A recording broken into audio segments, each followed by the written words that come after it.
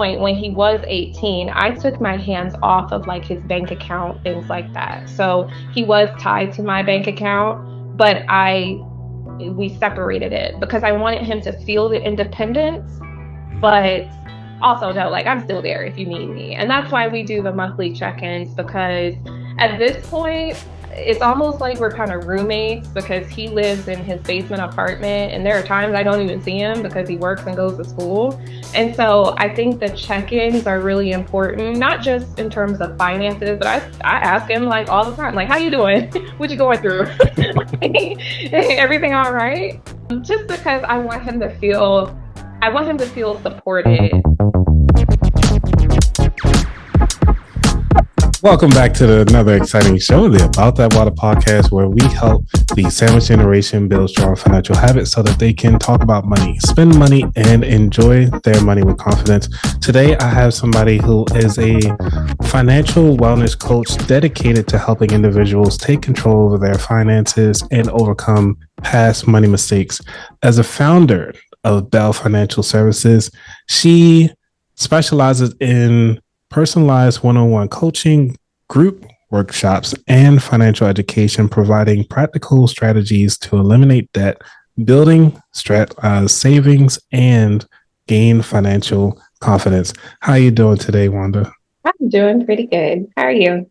I'm doing good. Welcome to the show. The reason why I would love to have you on this show to talk about how in the world as a sandwich generation can really get out of the rut. You know, the kids are asking for money, the parents are asking for money.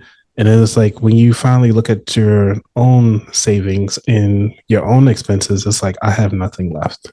Yeah. So how can somebody really, what is the best advice would you give to somebody who's going through that? So I think it's really easy to get overwhelmed by finances, by what you don't have, what you think you should have, and also comparing yourself and your financial situation to others. I tell everyone, including myself sometimes, like you have to take it one step at a time. Like I'm a planner at heart. So for me, it's really important for me to evaluate what's important to me and make like an action plan of steps I can take to get there, if that makes sense. So like at one time I was like super overcome with debt, and it was really weighing on me for a long time. And I literally had to like take a step back and tell myself like, okay, I can't fix it today. I can't fix everything overnight. Let me create a plan and let me use that plan to guide my actions to just take like one step at a time. Yeah. And that's really good that you're a planner because, you know, Mm. that's the only real way to make things work. To me, in my experience, it seems like planning is such a beautiful thing. So why is planning important to you though? Um, I think because at one time I did not have a plan and my life came crashing down. And I'm probably a planner to a fault. I plan everything. Like I plan everything. If I don't have a plan, I feel out of control. And especially when it relates to my finances, I like to be in control of where my money is going. I don't want my money to tell me where it's going because I have overdue bills or something like that. Like I have to have a plan so I can point things in the direction that I want them to go. Otherwise, anxiety. Anxiety is real. So it's financial anxiety is really real. Yeah. And for the people that are looking to, well, the person that's listening to this right now and they feel like everything is tight. We talked about planning, but what are the recommendations to even just creating a budget? Okay, so I actually talk to a lot of clients who have never created a budget. They don't know what they're spending versus what they're making. So I think one of the first steps to take when you're getting ready to build a budget is review. You need to take a look at where your money has gone in the last, I would say 30 days. I wouldn't look beyond 30 days because it can be very overwhelming if you do that. But doing something like taking your bank statement, literally printing out your bank statement, and evaluating where your money has gone for the past 30 days, highlighting what those fixed expenses are, like what were the bills that had to be paid, figuring out how much money you're spending on those variable expenses, those wants, Uber Eats, Amazon, things like that. And really like taking a look to see, okay, this is where my money has gone, and thinking about like, where do I want my money to go? Thinking about where you want your money to go will help you to build a budget that aligns with that thought process. And then from there, you just, you got to kind of list out what you owe, who you owe, when when it's owed, and you got to track the money that's coming in. And so over time, like I feel like when you're first starting to figure out your budget, it can be a little rough. It can look kind of crazy. But once you get into the habit of doing it, like there's so many tools that can help you. There's so many apps. I'm a spreadsheet girl, so I still to this day just stick to a spreadsheet. But you'll get to a point where it's kind of like your money Bible. Like it's literally like your plan for your money. Mm, like that. Now, you also specialize in helping people with their credit. And I said I do. Yes.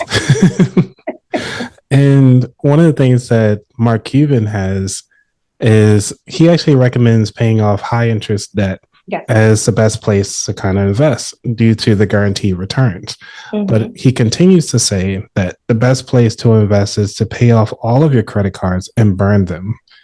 Adding, if you're paying 15% of 20% interest, or 20% interest, paying that down is like earning 15 or 20%. Do you agree or disagree with what he said? Okay.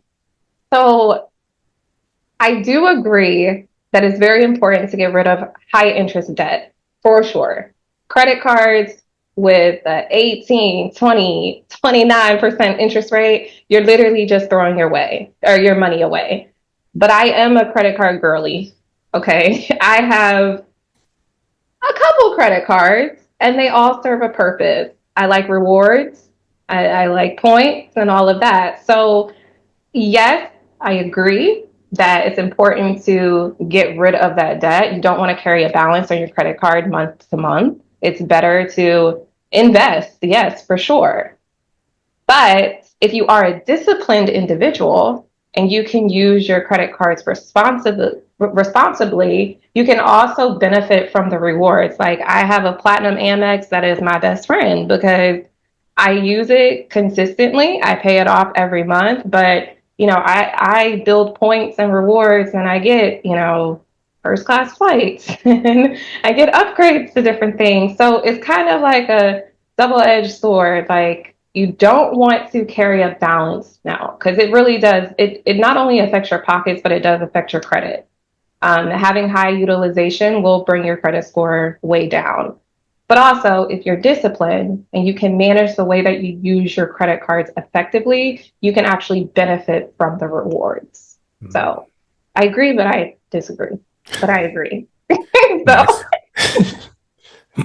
Because it goes back to having like an authorized user. Now, you have a child. Now, do you actually have them as an authorized user on any of your credit cards? I do. So my son is 19. When he was 15, I added him to one of my Capital One credit cards as an authorized user. And the reason I did that was, number one, I had that card for about 10 years. And I never carried a balance. My credit limit was, I think at the time it was like $17,000 or something.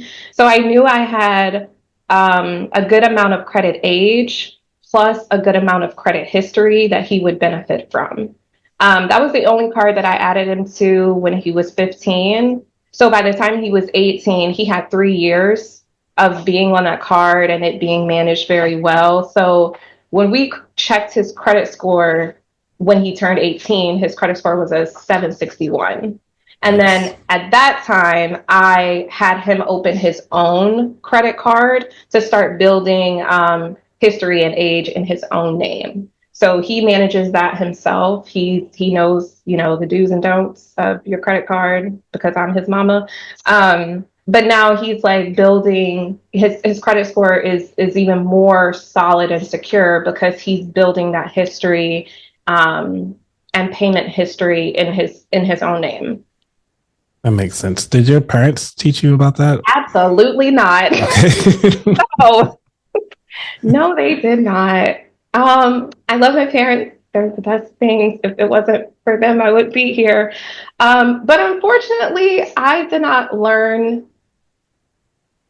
a lot of financial topics when I was a kid. Um, I did not. And because of that, when I left home, I did not pay attention to credit, debt, things like that. I became a teen mom, married young, and did not manage my finances at all. I let my husband manage my finances for me. So by the time I was divorced, I was in a hell of a lot of debt. I was in a lot of debt. My credit score was insanely low. I had $87 in my pocket. I always say that when I left I left with $87 in my pocket, a 472 credit score, and a mountain of debt. And this is one of the reasons why I tell everybody, I tell my clients, I tell my friends, I tell my family, if I can change my life the way that I did, coming from that, anybody can. Because I had no idea where to even start, but I forced myself to evaluate my problem, evaluate my finances, and create a plan to get me out of that mess.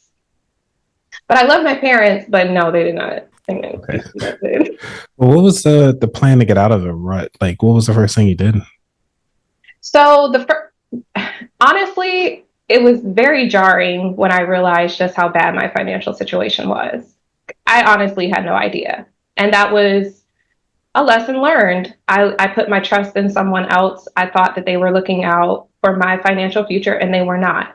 So it became clear that I needed to figure something out when I went to apply for an apartment and got denied. And so I then had to take a step back, look at my finances, look at how much I owed. That was the first thing I did was put literally write out what I owed and who, and just like kind of sit with that for a while. And then I started to brainstorm like, okay, this is what I owe. I have very limited savings. What am I going to do? And I went into survival mode, honestly. I started working my butt off because I knew I had to increase my income if I wanted to take care of this debt and get to a point where I could actually like have my own place and provide for my kid and things like that. So that was like priority number one. It was like, okay, I know what I owe. I know what I have in savings. It's not adding up. I need to figure out how to bring in more money so I can take care of these issues. And it took a while, but I did it. I was very, very determined and disciplined. And over time, I did it. Right. So, like education, like, did you go to like the library, or was it like Um, mentors or something like that to help you build that so foundation? I did not really have mentors. I started to read a lot. Mm. So there were a couple books that I read that even today I reread at least every couple years. It was literally like focused on just like financial literacy for women, and it was bare basics. It was literally like, this is a budget. This is how you allocate your money to wants, needs, savings, things like that. And I started really like just falling in love with learning about different financial topics. And I read something somewhere that sticks with me through everything. And it was, you are on nobody's timeline but your own. So And true. that was something that I constantly told myself as I was getting through this period in my life. It was like I was getting frustrated at the fact that these paychecks aren't big enough. Like these paychecks aren't big enough. I owe a Right. lot, you know? But I had to give myself some grace. It was like I can only do one thing at a time. Like, yeah, the credit score sucks right now. The debt is mounting, but I can only take it one step at a time. And developing that mindset of I'm not going to compare myself to anyone else. I'm going to focus on just one step at a time. I'm going to educate myself. All of that together, just like it really worked in my favor. I had my head down for a couple years where I'm sure people were like, "Where's she at? Right. What is she going through?" But I mean, and at the same time, I'm a mom, so I had to do what I had to do for my kid, and it was really important for me to get my life together so that I could be in a position where I'm teaching him what to do and what not to do as it relates to your finances. And I think that's the beauty of being a mom and actually not giving up on yourself is that you transfer the information of what you're comfortable with and that you knew for certain that actually shared. Going back to like how your parents only shared but so little with you, but it was just enough because that was what they were comfortable with sharing. Yeah, yeah. And and now look at you now. Oh, So yeah. Money, having a positive money mindset and just being disciplined is very important in this household. My son is 19 and he he's a really cool human, I gotta say. He's a cool person. But seeing how responsible he is with his finances, and I'm not saying he hasn't made mistakes. He has. He's made a couple mistakes where he's ambitious like his mother. He likes to take risks sometimes, and sometimes those risks don't work out for him. But he knows the importance of paying your bills on time, budgeting, making sure you have a certain amount in savings. And we check in. We have financial check-ins once a month where I just simply ask him like, "How we doing? How you doing? You have, this bill coming up. Like, what does your savings look like?" And things like that. And he's really honest. He's really honest and open about how his finances are doing. And I tell him all the time, like, I would rather if he ever got in trouble financially, he would come to me, take a loan from the bank of mom, rather than trying to figure it out on his own out here. So he knows he has that sense of security. He knows that if he has questions about different financial topics, he can come and talk to me. And so that's something that I wish I had with my parents when I was a kid.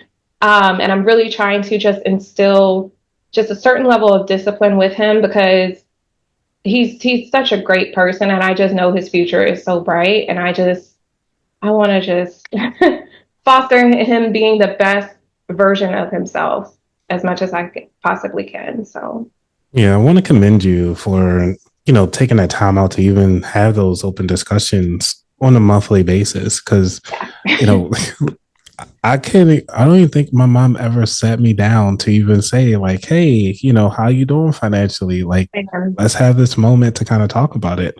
Finances or even talk about her finances. It's mostly, I grew up in an yeah. area where they was like, your child stay out of grown folks' business. Yeah, That was it. that's how I grew up too. But I don't know, like maybe because I had my son when I was young, I've always been very transparent with him in every aspect. And I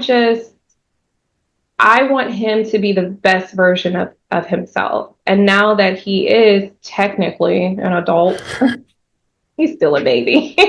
um, I just don't want him to feel like he has to make certain mistakes that I made.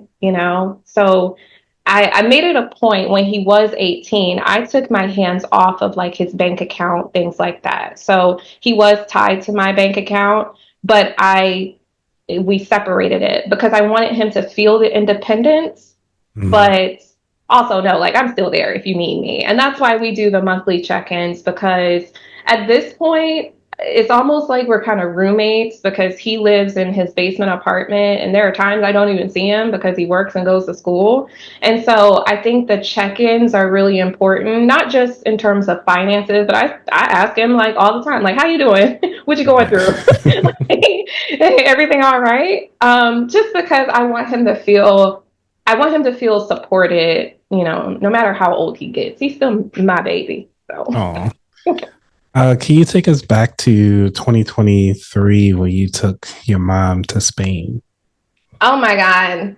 So okay. So one thing that is super important to me financially is being able to spoil my mama. I At this point, I don't think I don't have nothing left to give because I've done it all, Lord. I have surprised her with trips, chefs, all kinds of things. But the Spain trip was something that came from more of I travel with my son by like every other year. We take an adventure. So we've been to Italy, Africa. We've been all over. And I was trying to plan out where we were going to go. And I just got this idea like, well, what if we took Gammy? Like, what if we took my mom? Because she's never been on a trip with us before. And I can always tell just in like talking to my mom, like, it would be something that she would love to do. And so we settled on Spain because it's somewhere we had never been before. Like my son and I had never been. I knew she had never been because she doesn't travel internationally a lot at all. So I settled on Spain, did my budget for it because we plan everything. Yep. Okay, we plan everything. I decided the time of the year that we were going, and then I had to figure out like how was I going to tell her. So I came up with the idea of telling her during like Christmas Day because I was hosting Christmas that year. So I had my siblings in, I had my father in, and I had her in. I created a video within Canva, which was literally like, kind of guess where you're going. She had no idea. She had no idea. She lost her mind when she realized that she was going somewhere. And then she lost her mind even more when she realized she was going with us, like the fact that she was going with me and my son.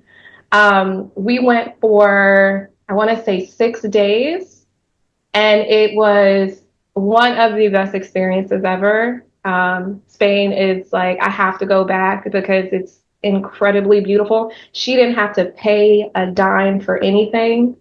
And that is always something that I try and do for her. I like to surprise her with experiences and, I don't ever want her to have to worry about the financial piece of it. So to see her be able to just relax and enjoy and not have to worry about money it's one of my most favorite memories for sure.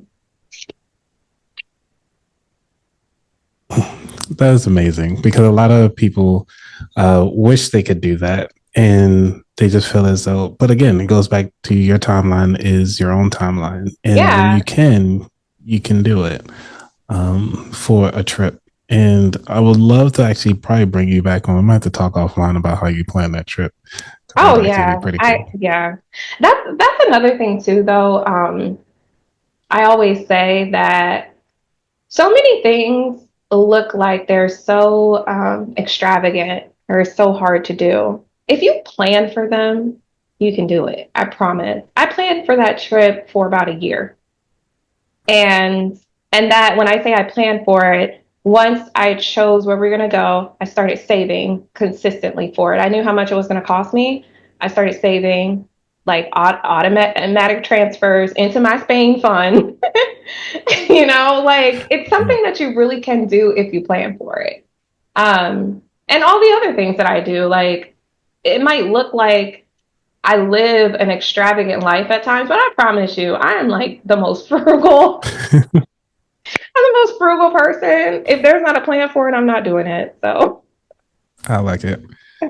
Obviously, I like it because we plan everything. I mean, just literally, from finance to finance, like that's kind of what we do. Because if it's not in the plan, it doesn't happen.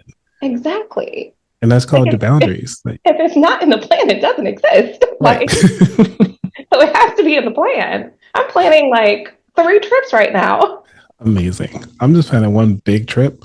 Well, actually, throughout this year, yeah, I got two coming up, but just like a big trip, probably Yeah, like next year, and then probably one later this year. I'm hesitant, depending on how the finances go. yeah, it makes sense. You're on Yeah, nobody's timeline but your own, so so true. Um, so we're gonna move over to the future side of the house, which is like, what skills or habits do you feel that's going to take you to the next level? um, so one skill that has taken me to every level is discipline. So even now, life looks different for me these days. Um, Simply because I've been a mom my whole adult life, and now I'm kind of an empty nester, but not. And so my finances are my own. I'm not spending as much towards, raising my son. Um, so things look a little different, but I'm very disciplined. I know what I want my future to look like. I'm not one of those people I'm not going to work a corporate job until I'm 65. Will not happen. Will not happen.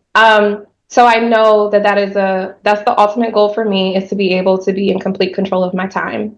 With that takes discipline. I need to be able to direct my finances where I need them to go to support that lifestyle. So investing, saving, things like that.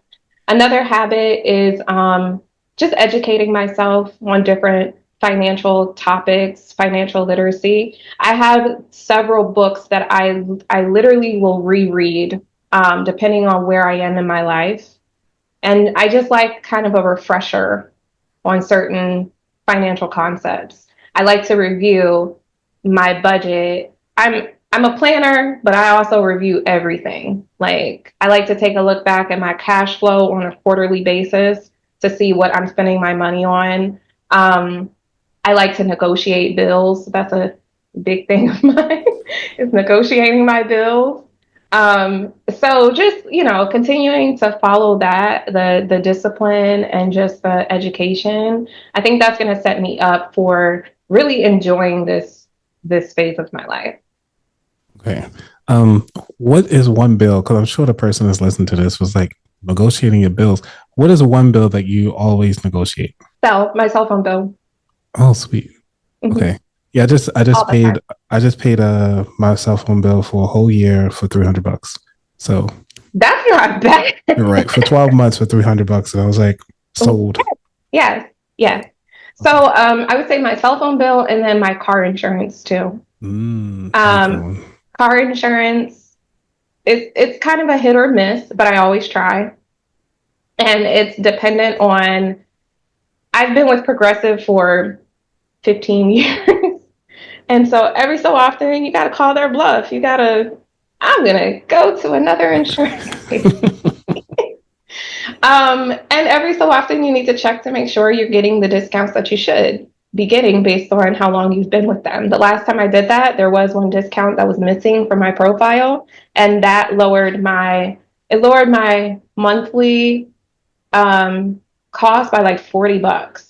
Oh So wow, that's good. yeah, just like doing things like that. With my cell phone bill, I like to look at the itemized bill every so often just to see what fees, like what am I paying for and why am That's I what paying this? that's the reason why I went prepaid, because I was like, I don't have those itemized fees. It's just like, hey, this Yeah, is one flat fee. that was very smart. Yeah. Yeah. I've considered going prepaid, but I still pay my son's cell phone bill too. The one Gotcha. bill that he's not Okay. paying on his own. But I do like our plan. I get a really good discount just because of who my employer is too. So it's kind of one of those things that I just do. But yeah, I negotiate. Look, I not only negotiate my everyday bills, but I've enrolled in certain programs that will make my variable expenses a fixed expense. So like my gas bill, my electric bill, I know exactly what I'm paying month to month because I'm on their budget billing schedule. So I know like That gas makes sense. gas and electric, I know exactly what it's going to be month to month, and it's great. And all I did literally was go on the website and sign up for their budget billing. That was it. So So easy. it works. I'm telling you, you gotta just, do your due diligence and figure out a way to just lower some costs because everything is high out here. And it's important that we just are mindful of what we're paying out and just finding ways to just lower expenses when we can. Yeah. Well, with that being said, is there anything you want to leave the audience before we dive into the final four questions? Let's see. I will say this. Right now, with the way that our economy is going and just the way that life is life, it is easy to get discouraged or intimidated by your current financial profile, your financial structure right now. And I think it's very important that we just take a minute to just stop, and think, look at our finances, look at what we're bringing in versus what we're putting out. Like look at our cash flow. And if you're not happy with it, don't get overwhelmed, but just take it one step at a time. Figure out what's most important to you and then create a plan around that because it's very easy to just get caught up in the weight of not having the money that you want or having just mounting bills. But if you just take it one step at a time, you stop comparing yourself and your finances to others, and you just keep your head down and focus, I promise it. You can, if I can do it, anybody can. And once you get to the other side, life is amazing. Life is amazing. All right. You ready for the final four? Sure. I'm too confident.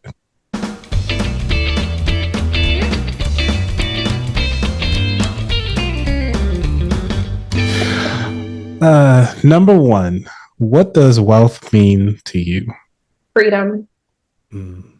It's freedom. It's the ability to do things and not worry about how they're getting paid or what is this going to take away from. It's the ability to spoil my family, my friends. It's the freedom to be able to book a trip home because I want crabs. Like it's freedom, and it's being able to be carefree and not be so consumed about what the future looks like. Like I feel pretty confident that, you know, I'm cool. I'm good with the finances. We're in a good space. Good. Number two, what was your worst money mistake? I'm putting my trust in someone uh, who did not have financial my anything about my financial future in their best interests. So just being oblivious and thinking that the person that I was with was taking care of the finances. That was the worst mistake I ever made. Worst mistake I ever made. So never again. Yeah, that's a whole nother episode. Number three, is there a book that inspired your journey or changed your perspective? Um, let's see. Okay, there's a book called Smart Women Finish Rich. It's by David Bach. And I have read that book probably 4 times throughout my life. It breaks down financial topics and concepts based on just like what you should be thinking about as a woman. And it has like a workbook aspect of it as well, where there's activities that you can do and come back to and refer to. That's a book that will forever be one of my faves for sure. Nice. And he actually has it on his website, so you can download the PDF if you need it. There we go. See, it's in PDF version now. Yes. Lord, I have the book. I have the paperback. Number four. I'll edit this out. Ah, sorry. Too funny. I'm sorry. It's okay. It's my fault. Everything's funny. I'm trying my best. Okay. Okay. Okay. Number 4. What is your favorite dish to make? Favorite dish to make. Okay, so I'm pescatarian, so I don't eat chicken, beef, pork, none of that. None of that. Okay. No judgment, but No judgment. we You know, don't we eat that over listen and we here. don't judge. Okay. Um, so I love all types of fish. I make a really good, like, it's a miso and soy sea bass. It's such a sea bass is such a great fish. Um, but I make it in this like miso soy marinade, and I love Korean sweet potatoes. So I'll pair that. I pair this sea bass with a Korean sweet potato and then like asparagus or Brussels sprouts. So it's a very filling meal, but it's like healthy too. So it's really good. Okay. You should try Yeah, it. I'll take your word for it. I'll ask you for the recipe for the marinade. Yeah, it's simple. You just it's Okay. miso. It's miso, soy sauce, sugar. It's simple. Okay. I make things difficult for some reason, All even right. though they're simple. I'm trying to do better with that. Okay. The last question of the show, which Mhm. is where could people find out more about you? Okay, so you can find out more about me on my website, so bellefinancialservices.com. On the website, you can actually sign up for my newsletter, which is literally just some money tips on a monthly basis. Since April is Financial Literacy Month, I've been sending out like weekly newsletters, which it's just judgment-free money tips for any and everyone. I'm also on Instagram, so Bell Financial Services, Facebook, Bell Financial Services. But the best way to get just tips and tricks and tidbits is that newsletter for sure. Awesome. Well, Wanda, it's been amazing, catching up with you since seeing you Pleasure. at so many different FinCon events.